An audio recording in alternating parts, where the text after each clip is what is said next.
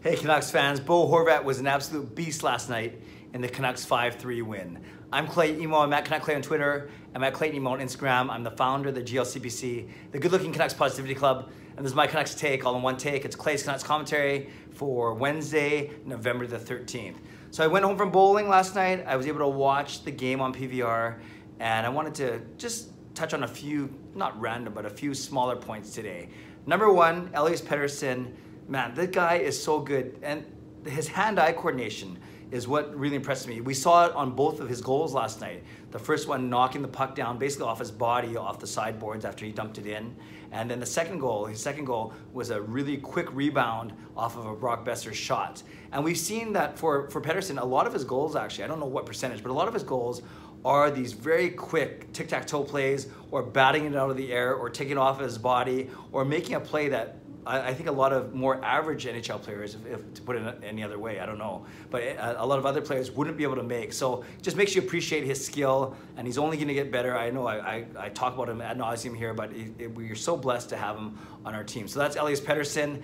2 goals on his 21st birthday. Like I said, was very impressed by his skill, the skill that he showed on both of those goals.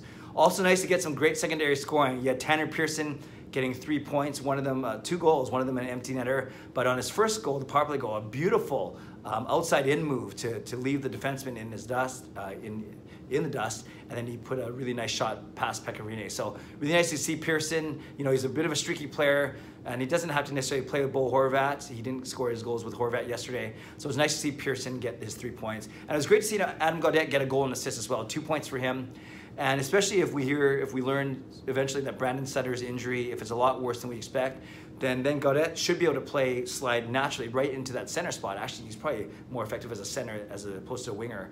And then he looked very comfortable yesterday. He looked on top of his game, looked very engaged. And I think we all agree that Gaudette is simply, because it's a natural position, he's more effective in the middle than he is on the wings. So we'll wait to hear about Sutter. See if Jay Beagle comes back. Travis Green said after the game that he was day-to-day. So, you know, it'll be interesting to see what happens. At least the Canucks have the luxury. You know, in the offseason, we talked about, oh, man, what are they going to do with Gaudette or Sutter, because they have 5 centers, Pettersson, Horvat, Sutter, Beagle, and Gaudette. Well, you have 5 centers because of this. Last night, the Canucks were down to 3 centers because Beagle wasn't playing and Sutter left in the first period. So let's see what happens when Sutter comes back. Let's see what happens when Beagle comes back. Will Gaudette actually claim his spot in the middle for the rest of the season going forward? I hope so, but you know, Roussel's coming back too, Ferland's coming back, so there's gonna be a lot of roster decisions to make.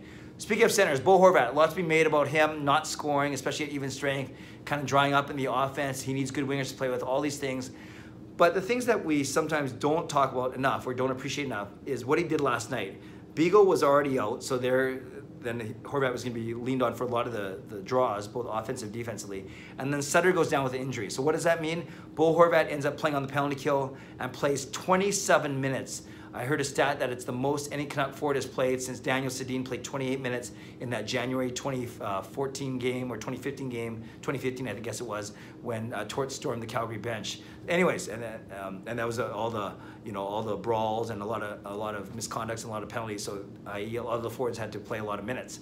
So Horvat plays 27 minutes last night, including 12 minutes in the third period, so more than half of the third period he was on the ice, and then 5 of the last 6 minutes. So the guy's a horse, the guy's a beast, and I get the sense as the captain, and even if he wasn't the captain, of course you want to contribute offensively, and you see your stats go up. But I truly think that Horvat would be fine if the Bessers and the Petterssons and the Quinn Hughes and even the Tanner Pearsons and Gaudettes, I think he'd be okay with them getting a lot of the points if he knew that the Canucks were relying on him as an emotional leader, as a physical leader, as a leader on the ice, off the ice, and if it means 27 minutes, no points, but a win, versus 20 minutes, 2 goals, and a loss, I'm pretty sure that Horvat would take the former, the 27 minutes, the no points, but the Canucks win. So I know a lot of people are down on him, maybe too strong of a word, but a lot of people are wondering what's wrong, is he injured, or why can't he produce? I think last night was a good example of how he needs to produce. He needs to be a minute muncher. He needs to be relied upon and steady and the emotional and physical leader of the team, and he showed that last night. So I'm not worried. He still has 14 points in the 19 games. That's a good pace still, but you're starting to see separation now. It's Pettersson with 23 points, and then Besser and Miller with 19, I think, each, and then a drop off to Bo Horvat. The other thing, Thatcher Demko, I didn't mention him in last night's game recap because it was a quick game recap from the bowling alley, as many of you saw. But he was outstanding. Many are saying even though he let in 3 goals, it was probably his best game of the year. Can't doubt that. You can't doubt that he's got 5 wins already. He's playing very well. And if they need to lean in on him a bit more while Jacob Markstrom deals with the unfortunate passing of his father, then so be it. It's a great opportunity for Thatcher Demko. And a lot of talk of, is he actually even having a more impressive rookie campaign than Quinn Hughes? I think we're splitting hairs. I think Quinn Hughes has been great in his own way, trying to find consistency still, but very dangerous when he's on the ice. Obviously, everything I've talked about before. But Thatcher Demko, more noticeable because he's the goaltender. Goaltenders get noticed, and especially if you're backstopping teams to wins. So I'm not worried about who's the better rookie, who's going to, place ahead of each other of the other one when it comes to Calder Trophy down at the end of the year. That's a long time from now. But I think we should be lucky. We should be happy that we have 2 awesome rookies in Quinn Hughes and in Thatcher Demko. And now I'm trying to think about, is Adam Gaudette still considered a rookie? I don't know. You guys can clarify that for me. I'm not sure. I think he's played more games that he's not a rookie anymore. But yeah, that doesn't make sense. I don't think he's a rookie. But someone please, I'm sure you'll correct me down below. So that's kind of what I want to talk about is last night's game. And Pettersson's hand-eye coordination showing on 2 goals. Great secondary scoring, Pearson and Gaudette in particular. Then you have Bo Horvat, a beast in the workhorse with all the minutes, even though he didn't get any points, but I'm not worried. And then you have the strong play of Thatcher Demko and Quinn Hughes. Blessed to have those 2 rookies. Then we're going to see what happens with Beagle. We're going to see what happens with Brandon Sutter. So there's a lot going on with the team. But it's all good stuff. I think in the last couple of days I've talked about, I don't think the Canucks were necessarily as good as they showed in October. Like, they're good, but there's no way they're going to continue that pace. But I certainly don't think they're as bad as the first 2 weeks of November have shown, where they lost 4 straight. The proof is going to be somewhere in the middle, and right now they're right in the middle. They're tied for 3rd place in the Pacific, battling for 3rd and a wild card spot, and I think that's where the Canucks are going to be until the end of the season. One last thing, and for those of you that take any of these personality tests or whatever, I did the Clifton Strengths Finder exercise over the weekend, paid for the full thing where you do all 34, you get all 34 themes. And my top 5, and I wanted to bring this up, I tweeted about this earlier because it's kind of fascinating. My top 5 talents or themes are woo, W-O-O, winning others over, so influencing people, woo, getting people excited about what you're excited about. Number 2 was positivity, surprise, surprise, I'm the founder of the GLCPC. My 3rd one was developer, mentoring people and journeying along with those people. And that kind of made more, I guess, appropriate for my ministry standpoint as opposed to Canuck stuff. 4th was communicator, and obviously I like to communicate. I've never met a microphone or a camera that I didn't like.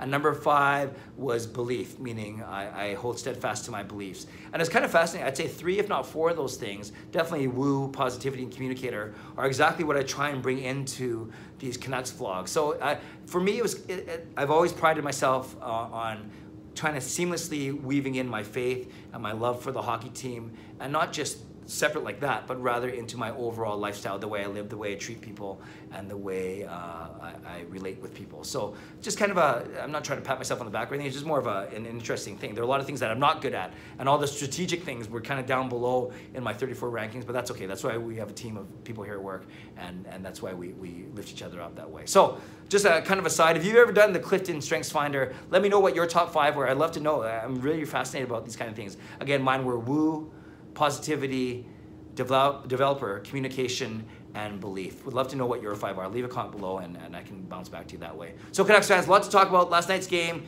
Clifton Strengths Finder, PD's birthday, secondary scoring, Thatcher Demko, Bo Horvat, whatever you want to talk about. Let's start talking. Gonna get back to regular videos now that my big work event is done, and I can't wait to engage with you in the comment section on Twitter, comment section here on YouTube or on Twitter, or at the games. I'm going to be there Thursday against Colorado. I'm not playing against Colorado. I'm going to be watching the Canucks play against Colorado.